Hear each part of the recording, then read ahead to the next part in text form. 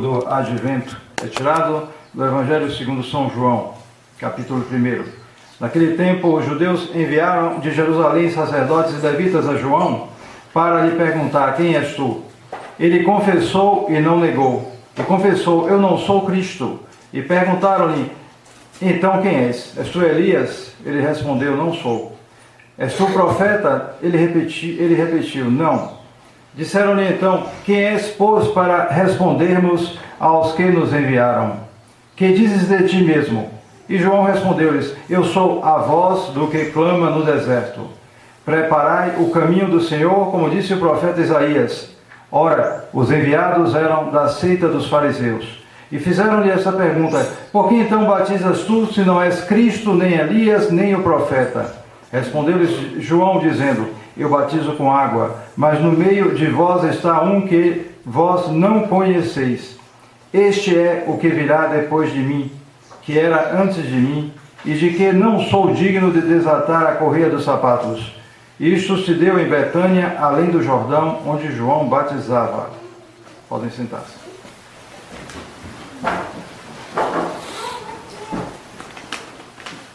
Em nome do Pai, e do Filho e do Espírito Santo. Amém. Caros fiéis de Nova Friburgo, este domingo, primeiro uma breve explicação deste domingo, que é uma certa pausa no tempo do Advento.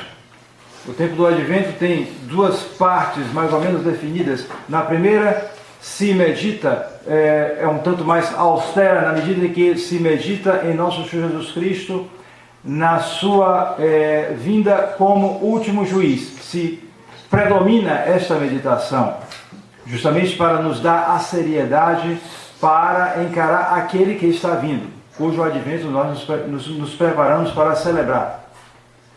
Segue-se então a meditação de Nosso Senhor mais próximo, Nosso Senhor como Filho de Deus e Verbo encarnado, ou seja, aquele que vai nascer como homem. E então intermedia justamente este domingo chamado Domingo Gaudete, onde há uma certa, os paramentos podem ser rosa, onde se pode pôr flores e tocar órgão na igreja. É uma certa, se para um pouco essa austeridade neste domingo Gaudete, quer dizer, alegrai-vos, porque justamente são as primeiras palavras da epístola de São Paulo aos Filipenses, que é a epístola deste domingo de hoje, onde se diz: irmãos, alegrai-vos sempre no Senhor. Ainda uma vez vos digo, alegrai-vos, seja a vossa modéstia conhecida de todos os homens. O Senhor está próximo. De nada vos inquieteis, mas em toda oração e súplica, dando graças, apresentai a Deus os vossos pedidos, e que a paz de Deus, que excede todo entendimento, guarde os vossos corações e os vossos espíritos em Cristo Senhor nosso. É a epístola deste domingo, terceiro domingo do Advento. Então, o tema da epístola, como muitas vezes ocorre, se enlaça com o tema do Evangelho. A epístola começa: alegrai-vos no Senhor. E no Evangelho, São João Batista diz aos fariseus: no meio de vós está quem vós não conheceis.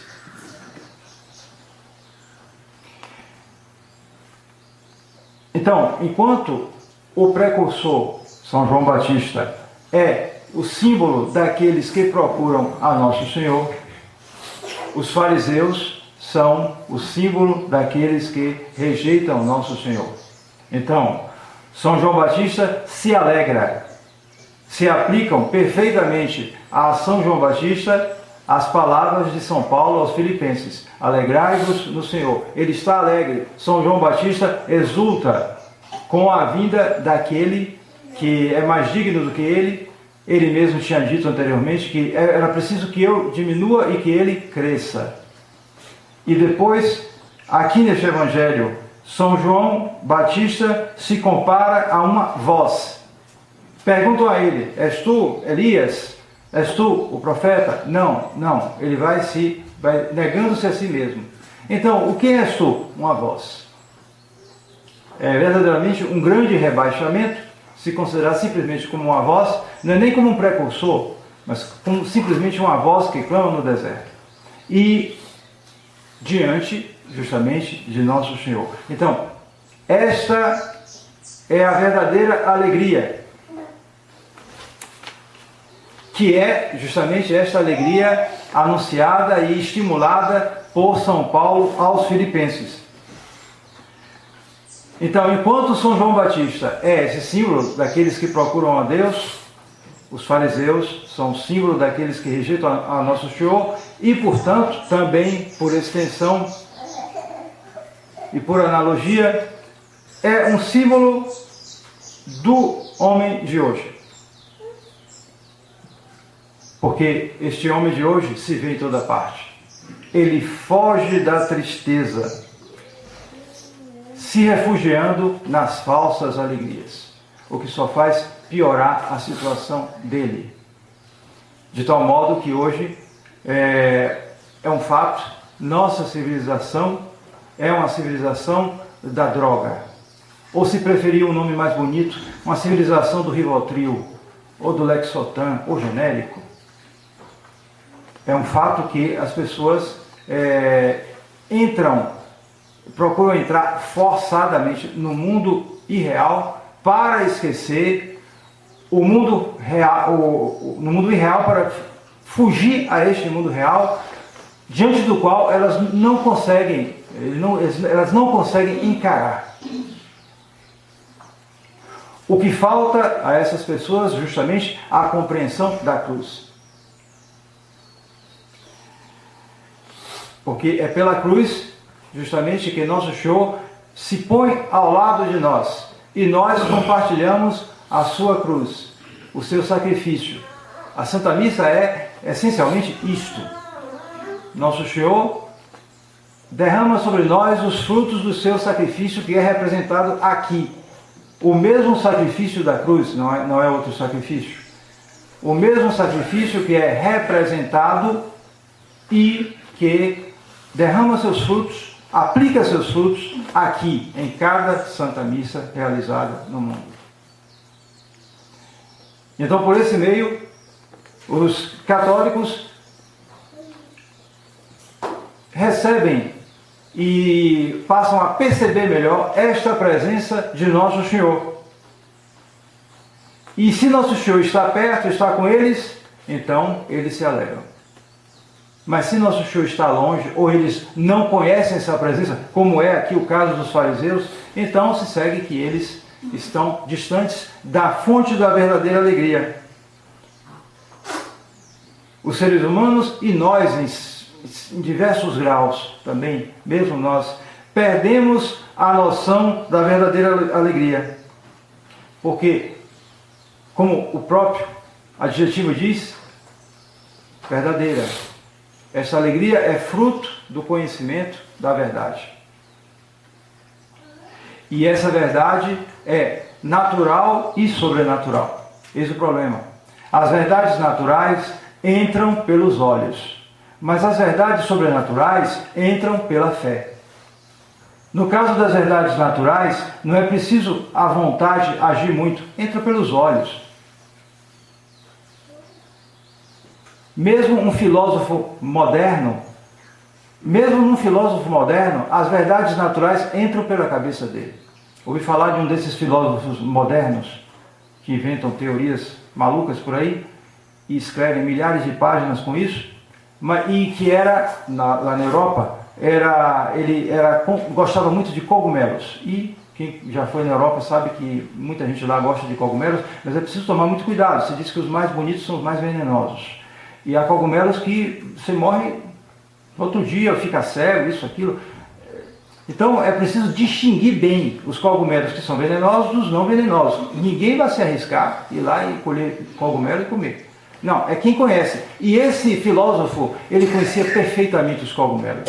Ele distinguia exatamente os cogumelos e ele jamais comia cogumelos venenosos. A realidade entrava pelos olhos dele.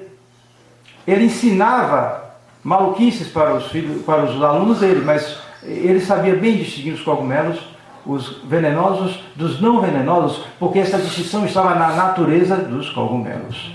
Portanto, as verdades naturais, a verdade da toxicidade ou não do cogumelo é algo que entra pelos olhos. Não é preciso a vontade de trabalhar muito. Mas no caso das verdades sobrenaturais, elas entram pela fé. E a fé exige o concurso da vontade. E não só isso, mas é preciso que essas verdades são verdades naturais e sobrenaturais, e é preciso hierarquizá-las.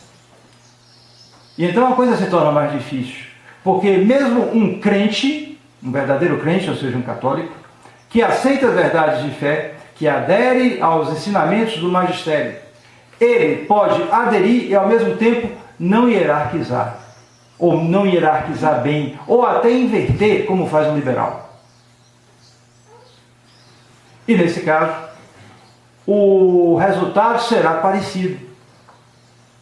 Ele não terá condições de enfrentar este mundo como católico. E só sobrará mais cedo ou mais tarde também nessa civilização de comprimidos, drogas, seja lá o que for. Terá dificuldades. Terá dificuldades.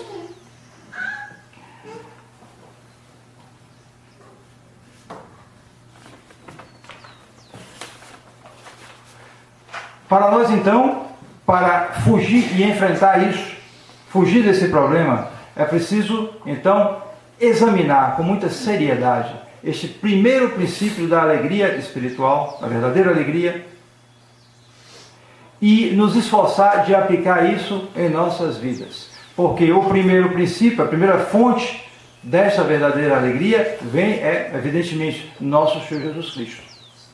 Mas há duas fontes principais desta alegria, que são, primeiro, a posse da graça santificante.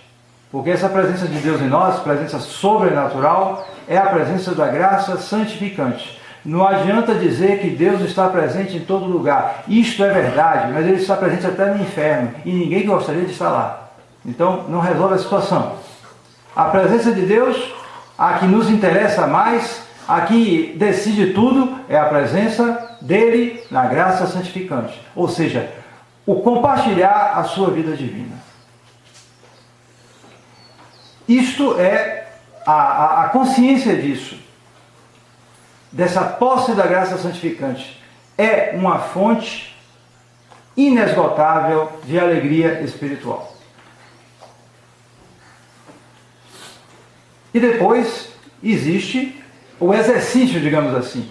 A partir dessa posse, nós devemos exercitar essa graça santificante, que é uma semente e, portanto, tem força para crescer, porém esse crescimento tem que contar com a nossa colaboração. Então, essa alegria tende a crescer pela contemplação das grandezas de Deus e de seus benefícios, a nível natural e sobrenatural, porém hierarquizando, como sempre.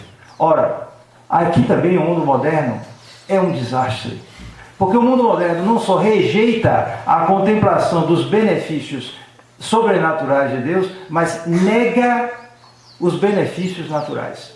Eles fazem a criação, todas essas belezas que nós vemos, fruto da evolução, fruto das forças físico-químicas, que evolui de um jeito lá e que dão resultado para tudo.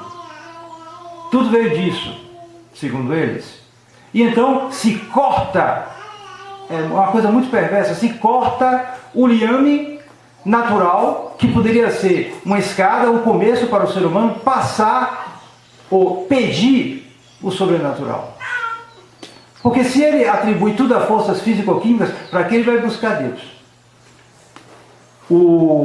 A ação de Deus é cortada na raiz. Ele é pervertido na raiz por ser humano. E se afasta de Deus desde o começo. Então podem imaginar qual é o mal que se faz nas escolas a doutrinação do evolucionismo. É um mal terrível. Dizem que duas pessoas muito importantes perderam a fé por causa do evolucionismo: Stalin e Adolf Hitler. Ambos parece que perderam a fé porque viam o evolucionismo sendo ensinado, acreditaram que o homem vinha do macaco e pronto, viraram uns macacos. Então, é preciso, primeiro, essas verdades naturais, sim, mas hierarquizadas, porque o principal é a contemplação dos benefícios sobrenaturais de Deus, ou seja, toda a obra da redenção. Tudo que nosso Senhor fez para nos salvar. Então, essas fontes da alegria espiritual, como eu disse, são inesgotáveis. Isso é importante. São inesgotáveis em si mesmas. Isso quer dizer que Deus jamais esgotará essas fontes para nós. Mas, infelizmente, nós podemos esgotá-las. Nós podemos, não esgotá-las em si mesmas, é claro, mas nós podemos nos afastar delas. Virar o rosto para elas e não beber nessas fontes. Justamente o maior obstáculo para a alegria, nossa verdadeira alegria, é o pecado. Aliás, é o único obstáculo. É o único obstáculo verdadeiro que nos afasta das fontes da verdadeira alegria. O pecado, que é justamente o afastar-se de Deus e o voltar-se para as criaturas, deliberadamente, de maneira completa, transgredindo gravemente a lei de Deus. Então, neste caso, nós nos afastamos dessa fonte da alegria. Porém, existe o caso evidente que suscita interrogações em todos nós. Nós nos confessamos, pensamos e confiamos na graça de Deus, que estamos nessa graça, e no entanto, quantos sofrimentos, quantas aflições, quantas sensações de tristeza. E então, onde está a alegria espiritual? Porque eu penso estar na graça, mas quantos sofrimentos. E aliás, parece até que quando eu me converti, os sofrimentos pioraram. Sim, pode-se ouvir isso. Pessoas que estão sob essa impressão. E pode ser até que haja mesmo mais sofrimentos. Então, como explicar isso? A explicação está em que essas fontes da alegria são contínuas, sim, mas a alegria que vem delas pode conviver com as provações. Justamente porque essa alegria, embora tendo uma origem divina, ela não é definitiva para nós. Aqui, no estado em que nós estamos, nós podemos mudar, estamos sujeitos a mudanças e, portanto, a alegria que nós temos aqui, ela foge e pode se mudar em tristeza, sim. Além do mais, mais profundamente falando, a economia da salvação. A economia, essa palavra que hoje lembra dinheiro, na verdade é algo muito mais amplo, muito mais nobre. Economia vem de duas palavras gregas, oikos e nomos, quer dizer, lei da casa, a lei que vai, o que vai administrar a casa. Isso vale para a economia, mas vale para tudo. Então há uma economia da salvação. E esta economia da salvação exige que nós participemos da vida de nosso Senhor, já que a graça santificante é essa participação da graça da vida de Deus. Ora, qual foi a vida do Deus encarnado aqui? Uma vida de sofrimentos, e que terminou na cruz. Então, esse compartilhar, ele é necessário, ainda que a medida seja muito diferente. Muito diferente. Mas, de qualquer modo, tudo isso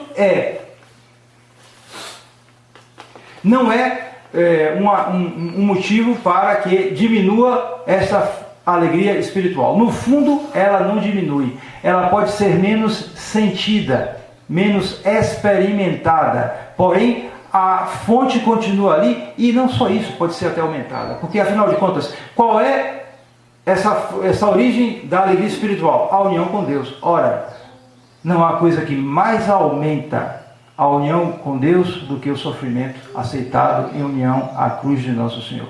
Não existe. Não existe. graças a Deus por um benefício é algo infinitamente menor do que um Deus seja louvado por um sofrimento.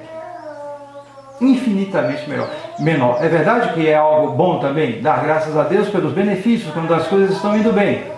Mas dizer Deus seja louvado quando ocorrem coisas tristes, quando ocorrem acontecimentos, sobretudo inesperados.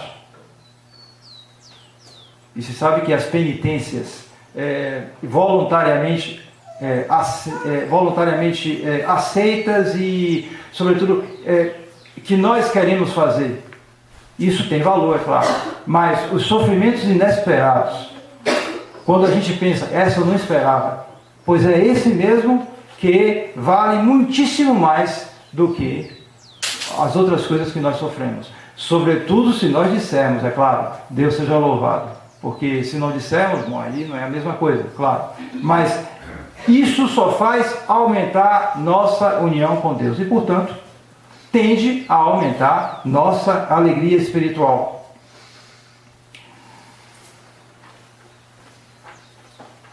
Estreitar essa união com Deus é, portanto, o grande segredo para encararmos nossa vida aqui na Terra. O grande segredo para mantermos a serenidade no meio dos sofrimentos.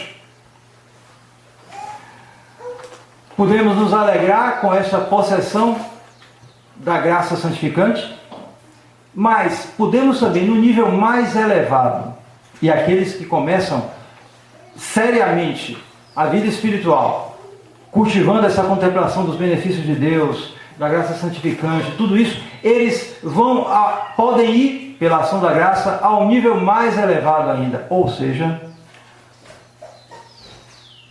alegrar-se com a felicidade de Deus. Sim. Os grandes santos, Santa Teresinha em particular, também uma grande religiosa carmelita, Elizabeth da Trindade, elas fizeram disso um motivo muito grande de avanço na vida espiritual. Por quê? Porque elas contemplavam a felicidade de Deus. Deus é uno e trino. Não se pode dissociar isso. Um Deus uno que não é trino é um Deus falso. Deus é uno e trino e, portanto, há uma sociedade na divindade. Sociedade entre o Pai, o Filho e o Espírito Santo. Relação de amor que é subsistente. O Espírito Santo, Pai e o Filho se amam. O Espírito Santo, relação subsistente, o amor do Pai e do Filho. Então tudo isso é uma vida que é plena de felicidade. Uma felicidade que é suficiente para eles, não precisavam criar o mundo. Porém, criaram para que nós compartilhássemos isto. Então, se chega à contemplação dessa felicidade de Deus, então esses santos nada lhes abalam. E mesmo eles passam a amar de uma maneira, para nós, às vezes, incompreensível, o sofrimento. Não como objeto, como coisa a ser amada em si mesma, mas porque é um meio que tem uma eficácia eminente para nos santificar. Então se conta. 2 grandes santos que havia em Roma no século XVI, São Filipe Neri e São Félix de Cantalice. Ambos, São Filipe Neri um pouco singular, São Félix de Cantalice muito simples, analfabeto, um irmão capuchinho, me parece.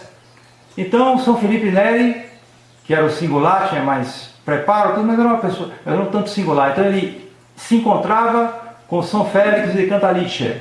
Então, ele dizia, São Filipe Neri, a São Félix de Cantalice: meu caro Félix, eu desejo para você todos os infortúnios, sofrimentos, as piores doenças, as dores mais insuportáveis que se pode imaginar. E São Félix de Cantalice respondia: eu também desejo ao Senhor sofrimentos, cruzes, calúnias e tudo isso. E os dois se abraçavam e se despediam. Era, de fato, a relação entre 2 santos chegava a esse ponto, porque eles já tinham subido muito na vida espiritual e compreendido melhor as coisas.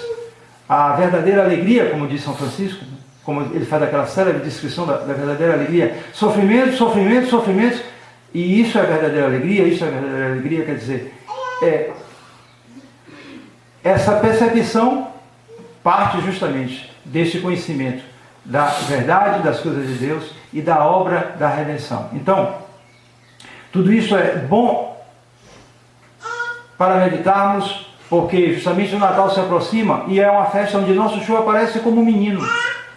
Para que coisa mais amável, mais desprovida de segurança, nós vimos uma criança, para que coisa mais dependente, e no entanto, é aquela criança que vai nos julgar no fim do mundo. E que aparecerá de maneira bem diferente, é claro, por essa ocasião. E que antes nos julgará no dia de nossa morte. E esse é o mais importante, porque é o que vai decidir. Então, estejamos unidos a Nosso Senhor, a melhor maneira de garantir uma boa morte. E o céu é justamente ganhar o nosso céu aqui nesta vida. Justamente aprendendo a conhecer e a amar o bom Deus. Em nome do Pai, e do Filho, e do Espírito Santo. Amém.